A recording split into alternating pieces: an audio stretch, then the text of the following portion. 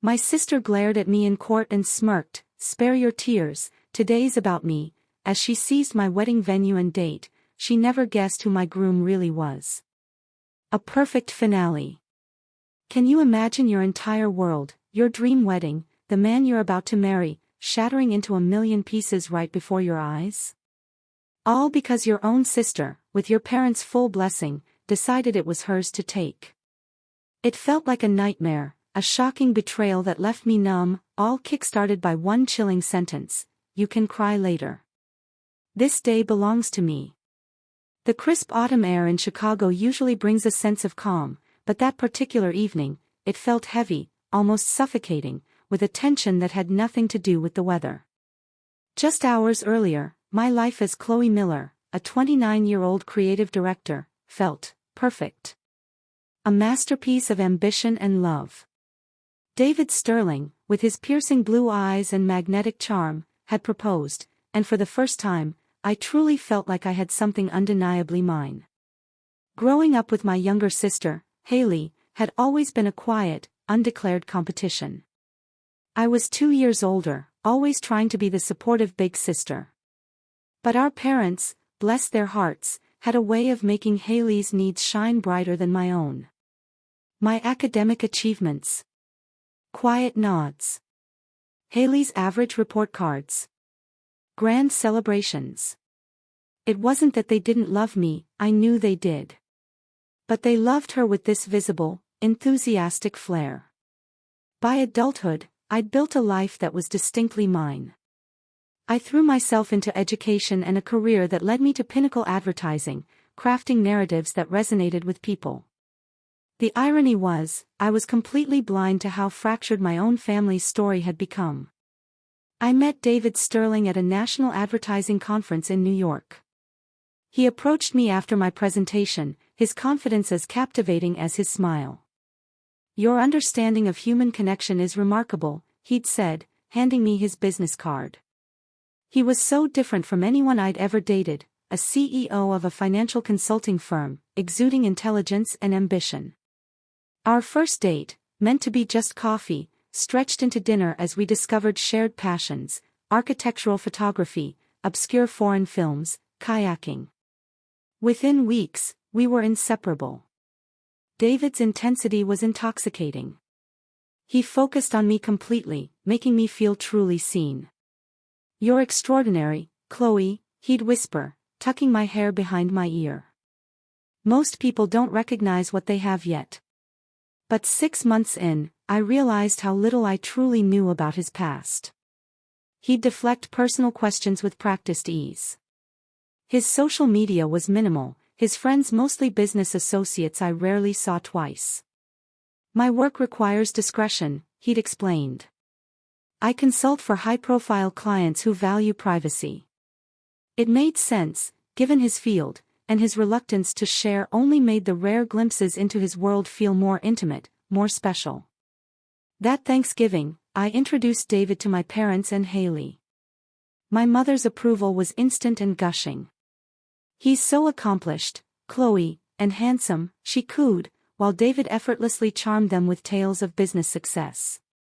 Haley, though, watched him with undisguised interest, asking pointed questions about his income and lifestyle that made me cringe. "Your sister seems very curious about my finances," David remarked later, his tone light, but his expression guarded. "Oh, that's just Haley," I'd sighed. "She's always been focused on status." 8 months into our whirlwind romance, David proposed. A sunset on a private beach in Lake Michigan, a hidden photographer, a 3-carat emerald-cut diamond. It was straight out of a romance novel. "I never thought I'd meet someone who understands me like you do," he'd said, slipping the ring onto my finger. "You're my future, Chloe." When I called my parents with the news, my mother's first question wasn't about me. It was about Haley. "Has Haley heard yet? She's been so down lately about her relationship troubles with Tyler. Maybe hold off on social media until I can tell her personally.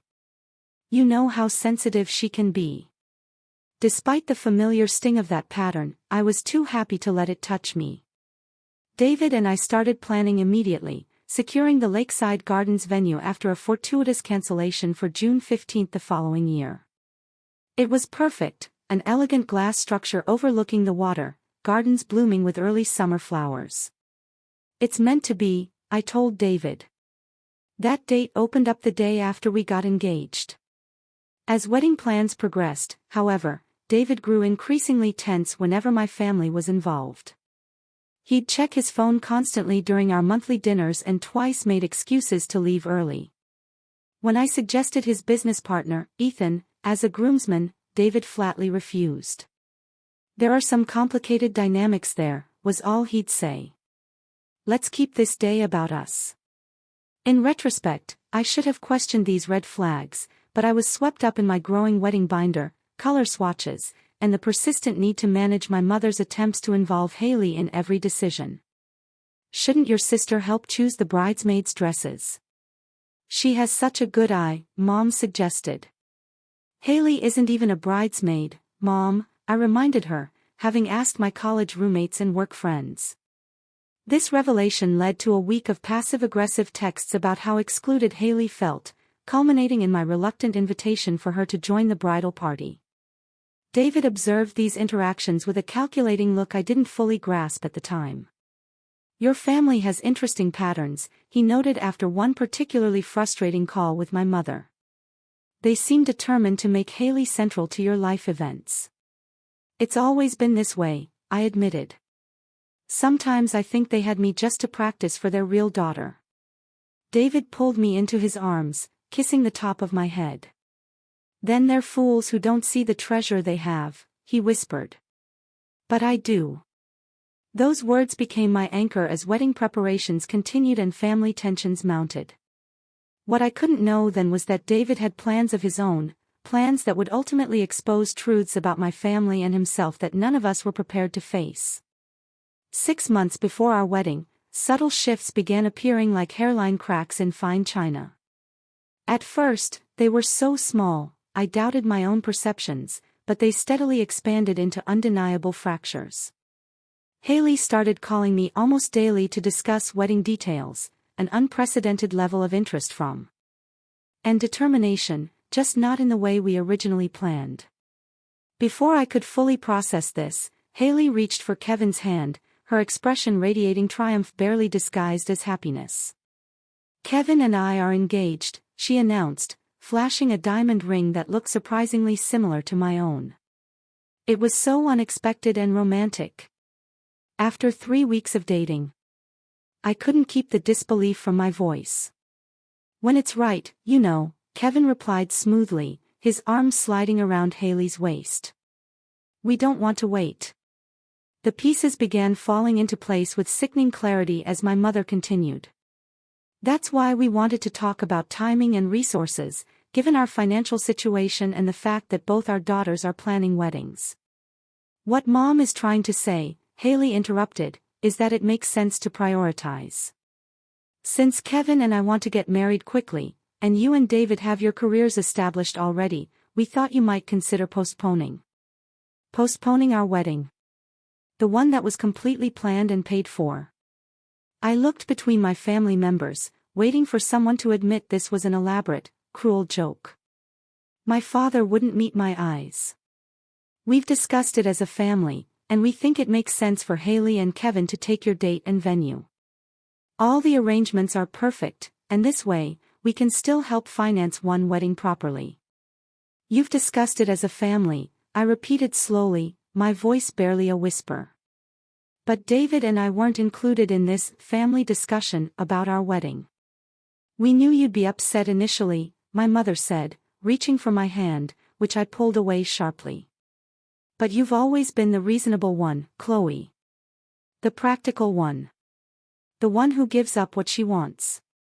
"The one who gives up what she wants," I finished for her, my voice thick with anger. Haley's expression hardened. "This is important to me. Kevin and I need to get married quickly for his visa situation." It was the first I'd heard of any visa issues, and the explanation felt hollow. "We don't have time to plan a whole new wedding, and yours is already perfect." So perfect, I scoffed, you want to steal it? My voice cracked with emotion. Not steal, my father interceded. Share. We've already spoken with the venue about transferring the reservation. This revelation sent ice through my veins. You've already contacted my venue without talking to me first. We knew you'd be difficult about it, Haley sighed, as if my reaction was an inconvenient tantrum rather than justified outrage. That's why we took care of the logistics first. I turned to David, expecting shared indignation, but found him watching the scene with calculated interest. What do you think about all this? I asked him, desperate for his support. It's unexpected, he said carefully. But family matters are complicated. Perhaps we should consider what's being proposed. His lukewarm response felt like another betrayal. I stood there, trembling with anger and hurt. This is unbelievable. You're actually trying to take my wedding day, my venue, everything I've planned for months. Haley rolled her eyes dramatically. You can cry later. This day belongs to me now. The casual cruelty of her words struck me like a physical blow. I looked at each family member, searching for any sign of shame or reconsideration, but found only determination and the expectation of my eventual compliance. You've always done this, I whispered, tears finally blurring my vision. Always taken what's mine and expected me to accept it graciously. But this is different. This is my wedding, my future with David. A wedding can happen anytime, my mother insisted. Your sister needs this now. And what I need doesn't matter. I choked out. What about what David and I have planned and paid for? My father shifted uncomfortably. We'll reimburse your deposits eventually, once our financial situation improves. Eventually. I repeated, the word hollow with the weight of past promises similarly broken. David stood, placing a steadying hand on my back. I think Chloe and I need time to discuss this privately. It's a significant request you're making. There's nothing to discuss. I insisted, pulling away from his touch. They've already decided. They've already started transferring arrangements behind our backs. Let's not make rash decisions, David cautioned, his tone businesslike. Everyone's emotions are high right now.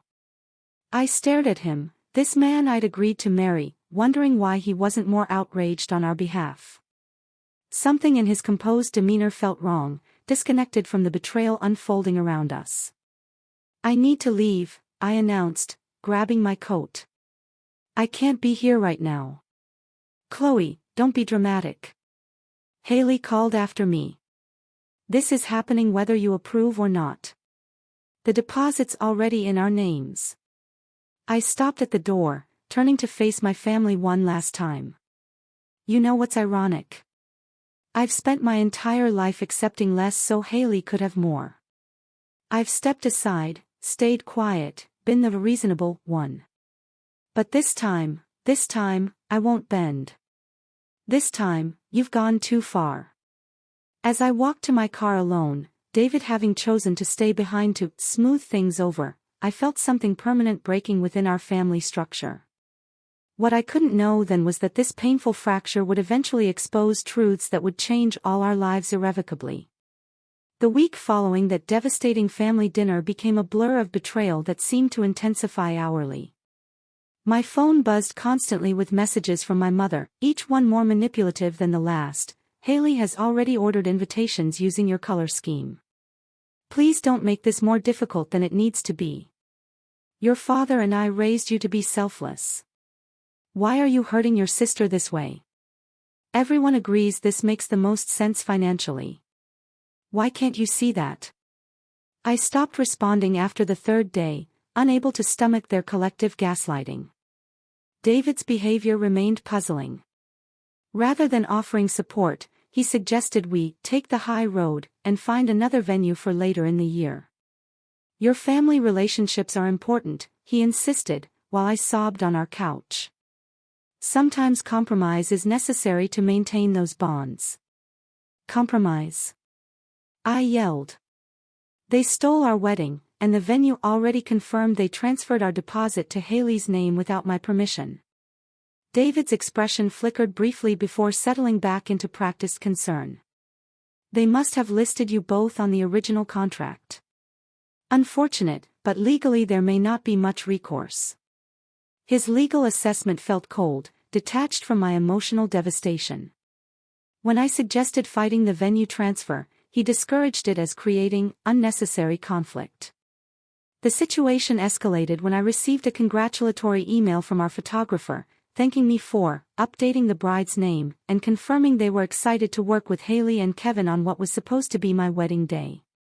Similar messages followed from the florist, caterer, and band, all of whom had been contacted by my parents or sister. They had systematically colonized every aspect of my carefully planned celebration. Confiding in Sarah brought momentary relief. "This is beyond sibling rivalry," she fumed. "This is pathological behavior, and your parents are enabling it. They've always favored her, but this is different." I agreed, I said. "It feels calculated, almost like they planned this ambush together." "And David's reaction is strange, too," Sarah observed cautiously. "Most partners would be outraged on your behalf." Before I could defend him, a notification chimed on my phone. Haley had posted on Instagram, "Sometimes dreams come true in unexpected ways. So excited to share our perfect day at Lakeside Gardens on June 15th. #bride-to-be, #bliss, #dreamvenue."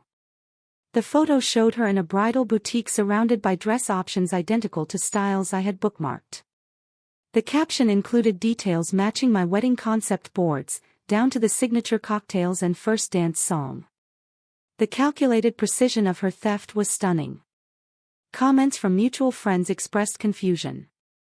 Several tagged me, asking if we were having a double wedding. Others who knew of our strained relationship sent private messages of concern. The public nature of Haley's announcement made the betrayal even more humiliating. That evening, I discovered David had deleted several password-protected files from our shared cloud storage, including financial documents related to wedding expenses. When confronted, he claimed it was to reduce stress and move forward positively.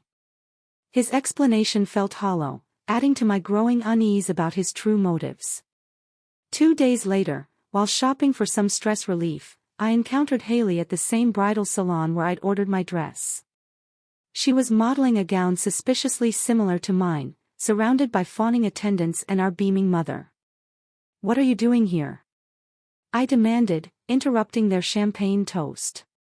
Haley barely flinched. "Finalizing my wedding dress." "Obviously, you weren't responding to Mom's texts about returning your deposit, so I chose something similar."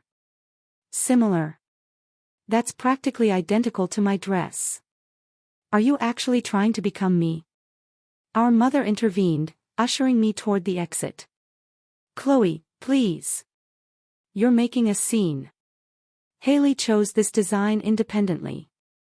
It's not her fault you both have similar taste." "Similar taste," I laughed bitterly. "She has studied and copied every single detail of my wedding. This isn't coincidence.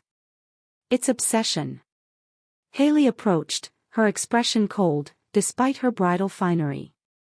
"You always think everything is about you. Has it occurred to you that maybe I deserve this more? That maybe I've always deserved the best things more than you?" "What are you talking about?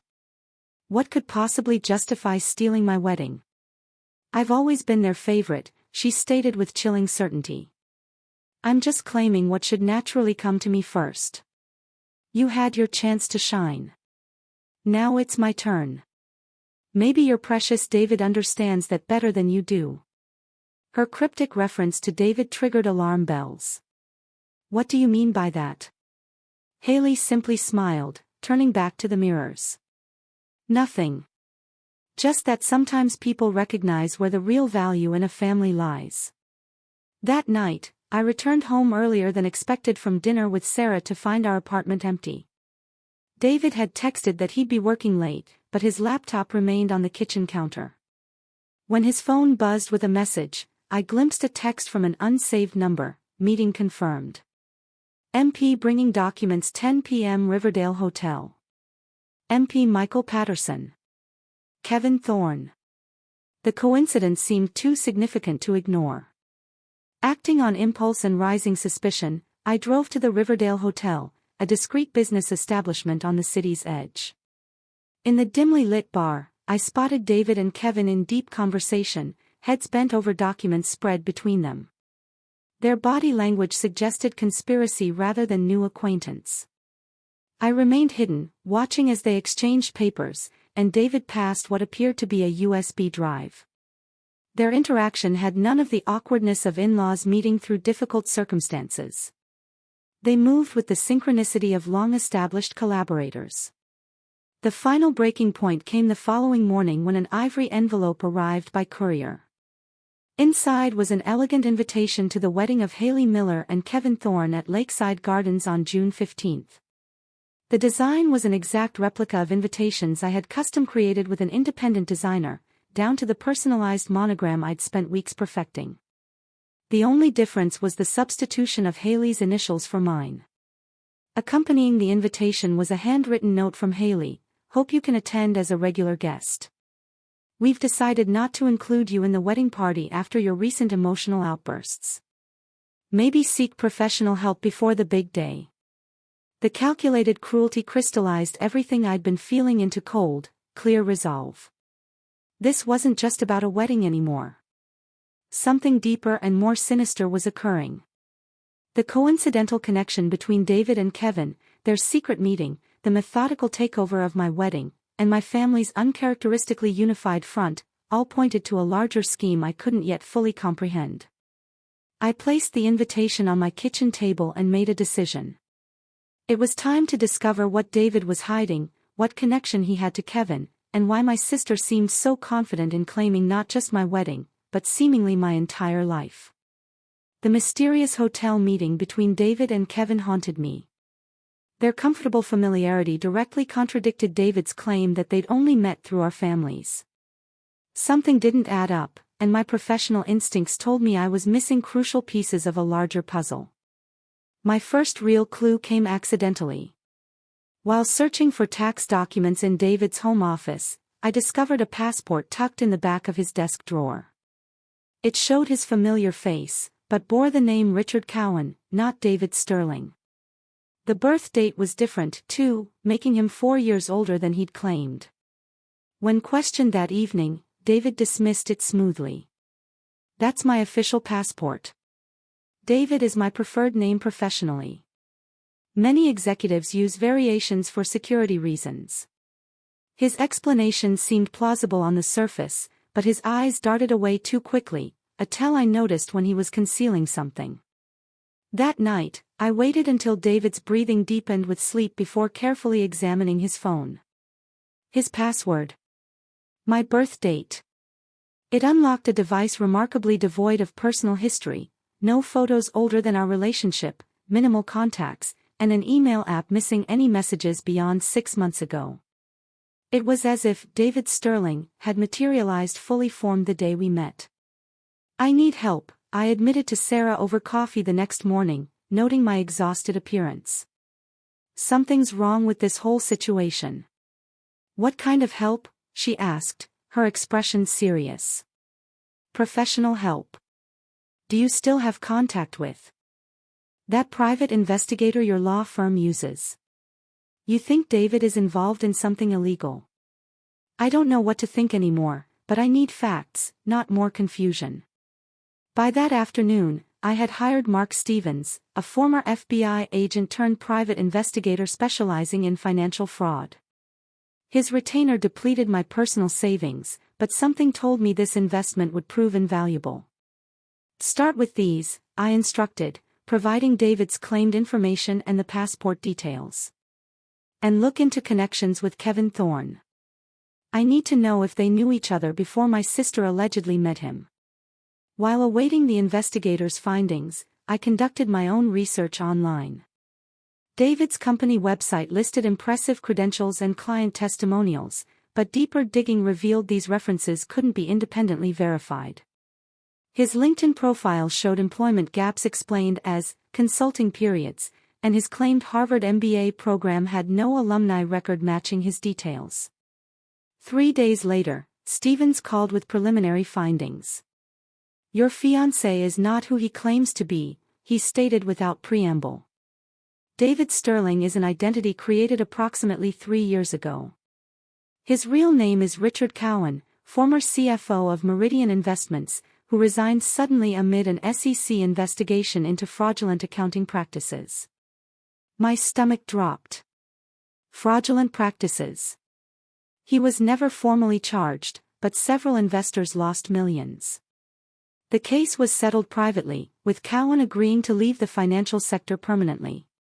"But he's running a financial consulting firm now," I pointed out. "Exactly," Stevens replied. "Under a new name, with carefully constructed credentials. It's sophisticated identity manipulation, just legal enough to avoid obvious fraud charges." "And Kevin Thorne, any connection?" "That's where it gets interesting," Stevens continued. "Thorne is actually Martin Petrovic, former legal counsel at Meridian, who helped structure the settlements that kept Cowan out of prison. They've worked together for years." The revelation hit me like a physical blow. David, or rather, Richard, had been lying about his identity from the moment we met. Our entire relationship was built on carefully constructed falsehoods. But what was his ultimate goal? What could he want from me and my family? "There's more," Stevens added grimly. "They've established several shell companies together over the past 2 years. The pattern suggests they're preparing for a significant financial move, possibly another investment scheme. Do you think my family is their target? We're not wealthy. Not directly wealthy, perhaps, but your father sits on the board of West Credit Union, correct? That position comes with significant influence over lending decisions and access to high-value client information." The pieces began forming a horrifying picture. David had targeted me specifically for my family connections, particularly my father's position. Kevin's sudden interest in Haley created additional access and legitimacy within our family structure. The wedding venue transfer and their manipulation of my parents weren't about Haley's selfishness. They were calculated steps in a much larger scheme. I requested an emergency meeting with Stevens the following day, where he presented documentation connecting both men to previous financial improprieties and evidence of their ongoing partnership. Email records showed they'd planned their approach to my family months before I even met David. "What's their endgame?" I asked, staring at the damning evidence. "Based on recent transactions and company formations, they appear to be establishing investment opportunities they'll likely present to your father's banking connections. Given their history, these will probably be sophisticated Ponzi schemes designed to extract maximum capital before collapsing." The confirmation of my worst fears left me numb. "How do I stop them?" "That depends," Stevens said carefully. "Are you willing to confront your fiancé directly, or would you prefer to gather more evidence before involving authorities?" That night, I made the hardest decision of my life. Rather than immediately exposing David, I would play along temporarily to gather conclusive evidence of his plans. This approach would require careful performance, pretending I remained ignorant while secretly documenting everything. When David returned home, I greeted him with practiced normalcy, suppressing my knowledge of his betrayal behind a mask of routine domesticity. His kiss on my cheek felt like acid. His casual questions about my day, part of an elaborate charade we were both now performing for different reasons. "I've been thinking about the wedding situation," I told him over dinner. "Maybe you're right about finding another date. Family harmony might be worth the sacrifice." Relief flickered across his features. "That's mature of you, Chloe. I've always admired your rationality. Will you help me explain my decision to Mom and Dad this weekend? Maybe we could join Haley and Kevin for dinner, make peace with the situation." "Absolutely," he agreed too quickly. "I'm sure we can all move forward positively." Over the next week, I gathered evidence methodically while maintaining my performance of acceptance. I installed recording software on our home computer, documented suspicious phone calls, and photographed documents David carelessly left visible. Each discovery confirmed my worst fears while breaking my heart. The final confirmation came when I accidentally opened an email intended for David that contained detailed plans for approaching my father's banking clients with investment opportunities in non-existent development projects. The projected fraud exceeded $20 million, with David and Kevin set to disappear once payments cleared their offshore accounts.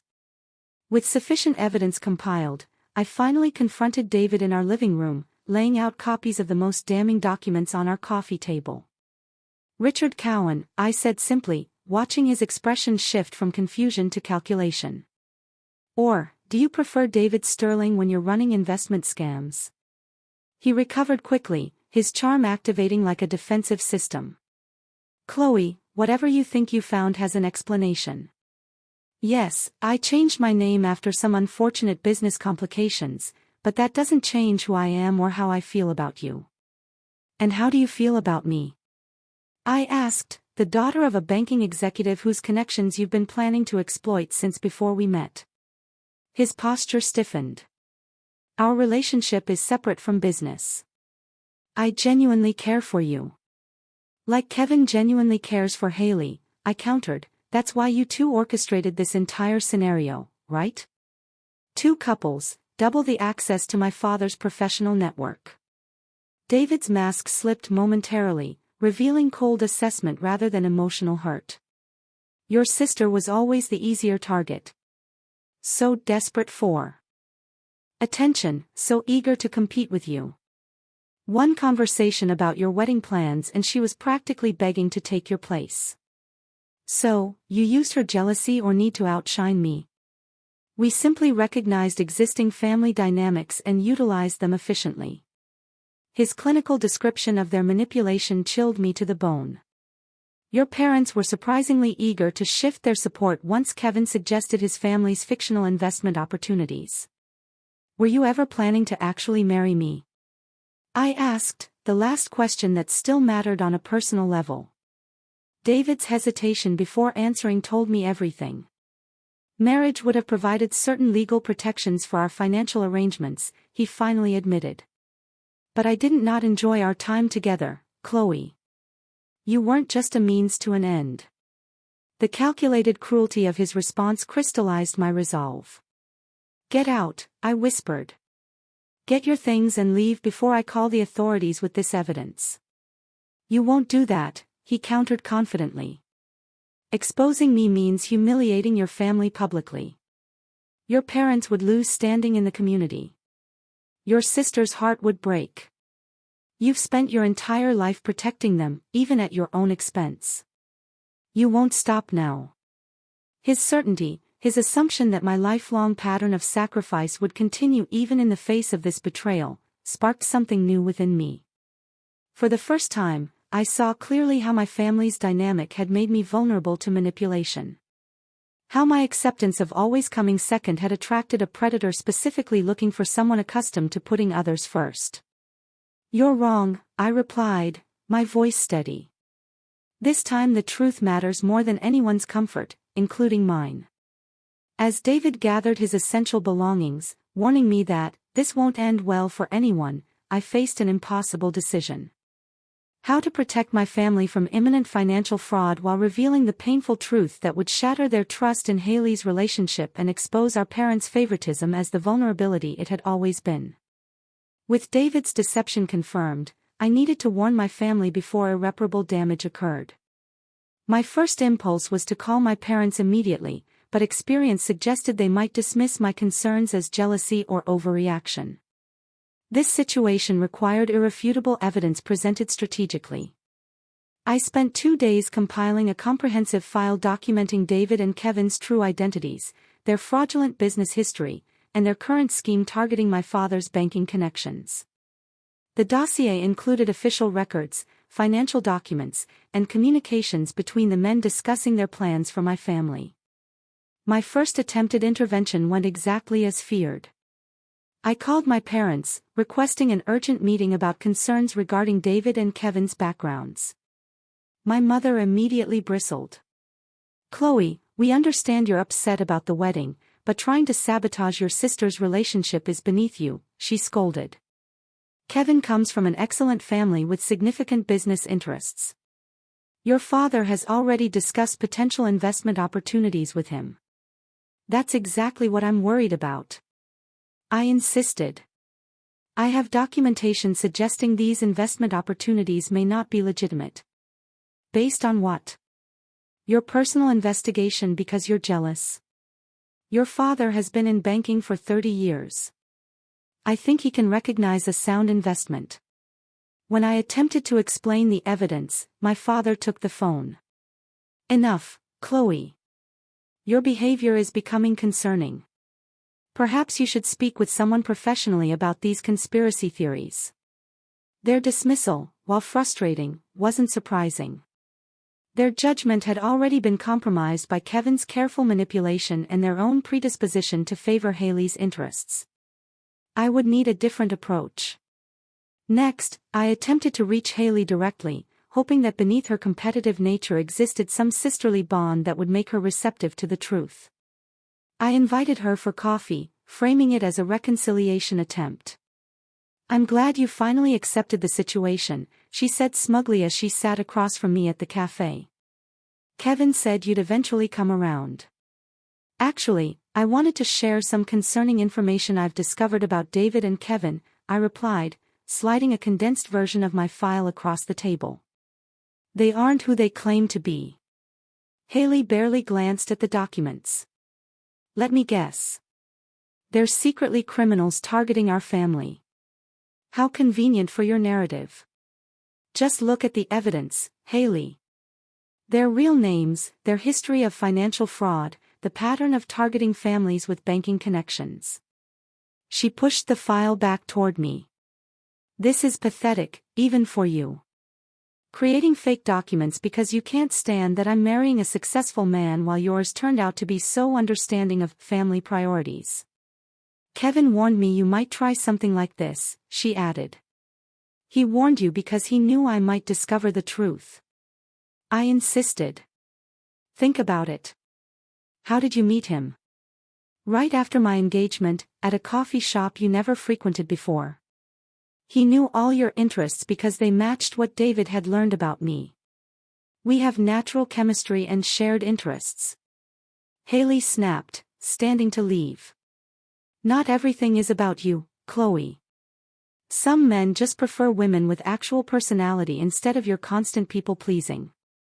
As she stormed out, I realized direct approaches wouldn't work. My family was too deeply entrenched in their perspectives and too thoroughly manipulated by the men to accept the truth without incontrovertible proof and public exposure. The solution came to me while reviewing the investigators' reports. David and Kevin were planning to present their fraudulent investment opportunity at Haley's rehearsal dinner, where my father had arranged for several bank colleagues to attend. This event would be their moment to secure commitments before disappearing with investor funds after the wedding. I needed to expose them publicly in a setting where they couldn't control the narrative or dismiss the evidence. But timing would be crucial. Acting too soon might allow them to regroup, while waiting too long risked legitimate investments being made.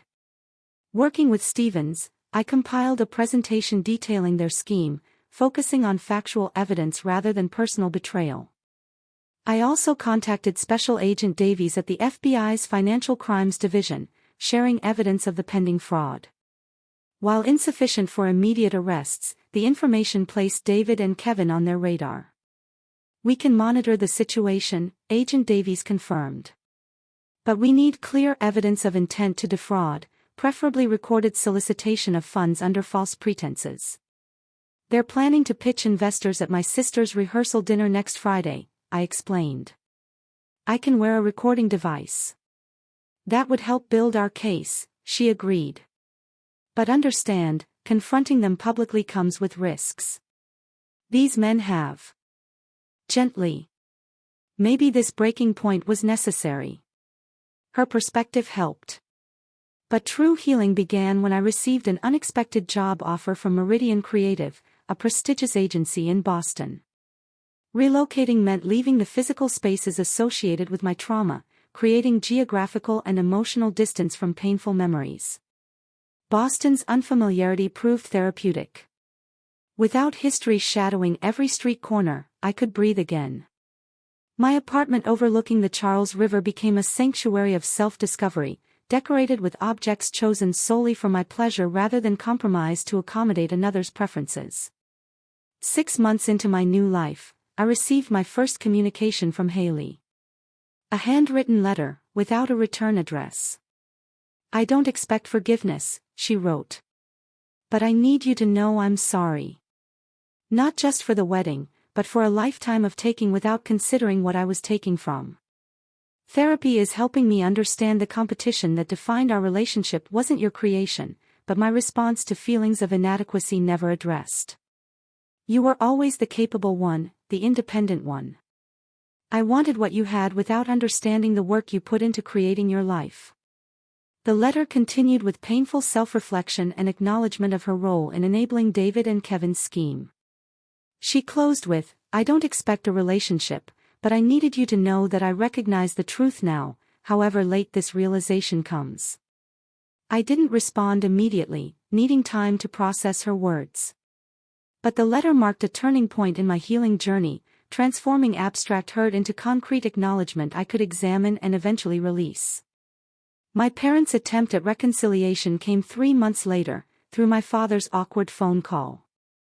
"Your mother and I have been doing some reflection," he began hesitantly. "We've realized our pattern of prioritizing certain things wasn't always fair to you." "It wasn't about fairness, Dad," I replied, surprising myself with the clarity I felt. "It was about seeing me. Really seeing me instead of seeing me in relation to Haley." His silence acknowledged the truth of my statement. "We'd like to visit if you're open to that." No expectations, just beginning a conversation. Their visit was strained but significant. We avoided addressing the wedding directly, focusing instead on establishing new communication patterns. My mother brought photo albums I'd never seen, sharing stories from my childhood with a perspective that seemed genuinely interested in my experience rather than comparing it to Haley's. "We made mistakes," she admitted as they prepared to leave. "Patterns we didn't recognize until everything fell apart. I'm sorry it took such dramatic circumstances to see what we were doing. I'm still working through it," I told them. "Honestly, I'm not ready for family holidays or pretending everything's fine, but I'm open to building something new, something healthier, if you are." Professional success in Boston brought unexpected personal connection when I collaborated with photographer Ben Carter on a major campaign. His genuine interest developed slowly, allowing trust to build gradually. Unlike David's whirlwind intensity, Ben's calm consistency gave me space to test my instincts about character and intention. "I have trust issues," I warned him on our 3rd date. "Recent experience with elaborate deception." "Trust is earned, not assumed," he replied. "I'm patient." His patience proved genuine. Over months of dating, Ben demonstrated integrity through actions rather than declarations. When I finally shared my full story, his response focused on my strength rather than my victimization. "You protected people who hadn't protected you," he observed. "That says everything about your character." A year into our relationship, after meeting my parents during their second visit and navigating that complexity with respectful boundaries, Ben proposed with characteristic thoughtfulness. The ring was nothing like David's ostentatious diamond, but a unique sapphire that reminded him of my resilience. "No pressure or timeline," he assured me. "We build this together at a pace that feels right for both of us." We married 18 months later in a small ceremony at a historic Boston library. My parents attended, their presence significant but not central to our celebration. Haley did not attend, but sent a sincere note of congratulations and a donation to a fraud victims advocacy organization in our honor, a gesture that acknowledged our history while respecting our present boundaries. The wedding was entirely our own creation, without reference to past plans or others' expectations.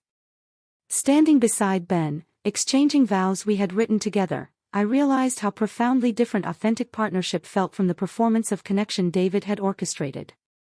3 years after the catastrophic family dinner that had upended my life, I find myself in a place of unexpected peace. My relationship with my family remains a work in progress, defined now by careful honesty rather than assumed obligation. Haley and I exchange occasional emails, building a tentative connection based on adult recognition rather than childhood patterns. The most important lesson emerged slowly through therapy and reflection: intuition speaks truth when we listen. I had sensed things were wrong with David, with my family's behavior, with the entire situation. But years of conditioning had taught me to doubt my perceptions when they conflicted with others' narratives. Learning to trust my internal warning system became my most valuable growth. Today, when I look at the life I've built from the ashes of betrayal, I feel neither bitterness nor regret, but profound appreciation for the authentic connections now forming the foundation of my experience. The pain that once seemed unbearable became the catalyst for liberation from patterns that had limited me since childhood. True freedom, I've discovered, isn't found in escaping those who have hurt us, but in transcending the internal beliefs that kept us vulnerable to their manipulation. My sister stole my wedding with my parents' blessing, but in doing so, they inadvertently released me from the obligation to maintain unhealthy family dynamics. The truth about my fiancé destroyed her planned celebration, but it also destroyed the limitations I had accepted as normal for far too long. Has your gut ever screamed at you to trust your instincts, even when everyone around you is telling you to ignore it? What did you do? Tell me what you think, I really want to know. Share your own stories and thoughts in the comments below. I'm reading every single one.